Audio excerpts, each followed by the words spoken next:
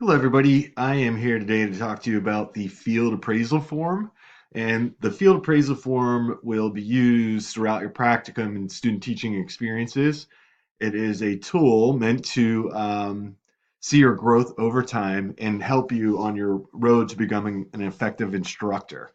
And in teaching, I highlighted um, some, with some comments in green and bold here, but this is a comprehensive document, so you're going to want to read through it much more carefully. But I'm going to give you a bird's eye view of what it is, and and so that whenever you see the field appraisal, that it's going to be a part of your evaluation. So I think it's important to know.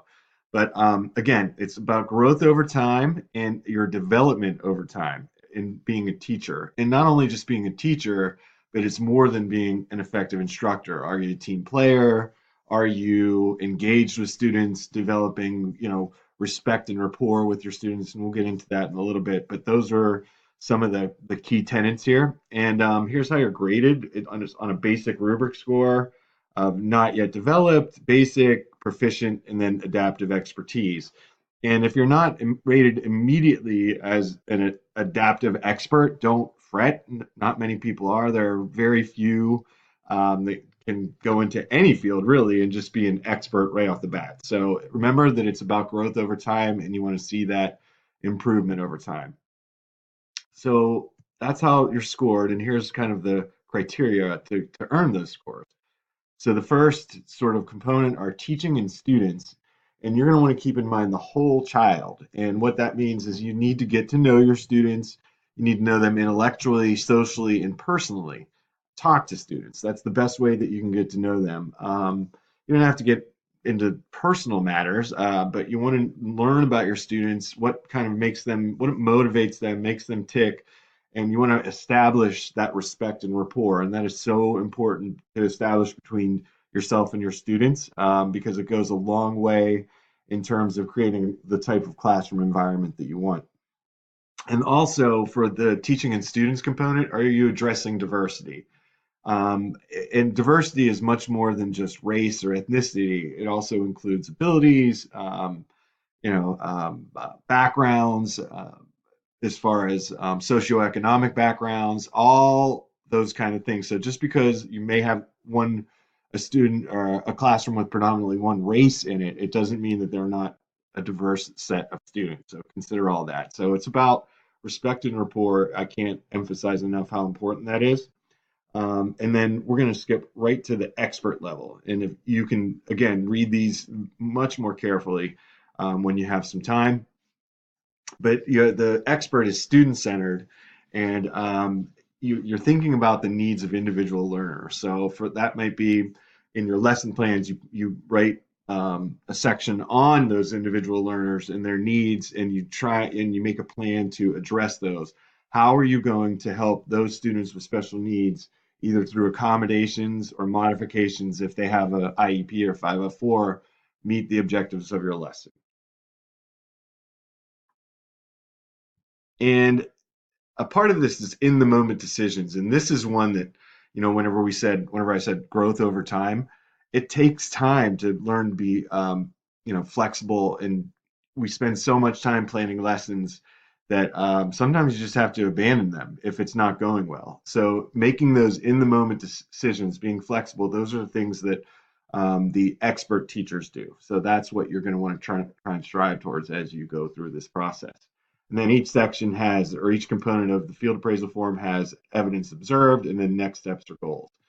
And you, I should mention, you, the student, the coach, and your host teacher or co-teacher, whatever you want to call it, will all fill these out. So you're going to get a lot of feedback.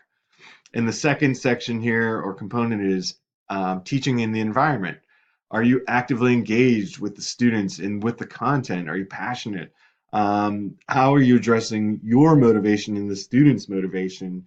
And all of that leads into the classroom environment of having a positive relationship with students. Again, that respect and rapport. Are you facilitating student interactions, not dictating them and telling them what to say, but are you facilitating them, providing them space to interact and opportunities to learn from one another? And again, back to that adjust as needed. That's the flexibility we just spoke of. And you do take in classroom environment leads to directly to classroom management as well. So whenever you do need to have a management make a management decision, say a student's misbehaving, you focus on problem solving and skill building and cooperation, and that all goes back to establishing those positive relationships. And are you fair and consistent with your classroom management?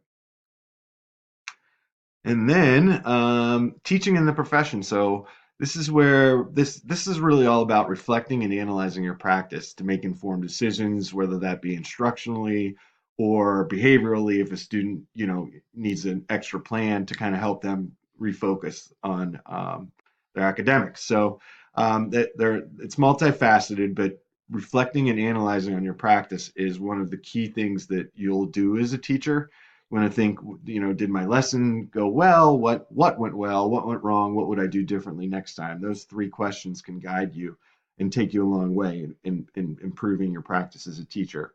Um, so through reflection, I've highlighted this at the expert level, this last sentence, because I think it's very important, and I'll just read it. Candidate takes time for regular reflection, seeking out professional development opportunities, and creates space for themselves to make changes to their practice, revisiting often to continually assess their own learning. So it's a matter of being a professional, looking at yourself, and whenever you feel like there's nothing else that you can do as a teacher, there is, and it's digging deep and having the tenacity to do some research to find out whatever another path or another option that you can have to provide students, whether that's academically or behaviorally. There's such a wealth of information. It's just being a professional and getting out there and having the grit and determination to carry on even in potentially difficult situation. And then finally, the fourth component is teaching and collaboration.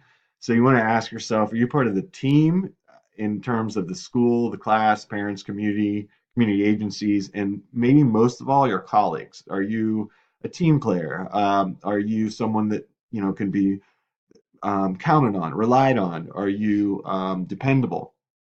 So those are all things that your host teacher, your coaches, and your instructors are looking for. So this is a brief overview. Well, not that brief. I talked for about 7.5 minutes, so I apologize. But I hope this gives you a little bit clearer picture of the field appraisal form. Thank you.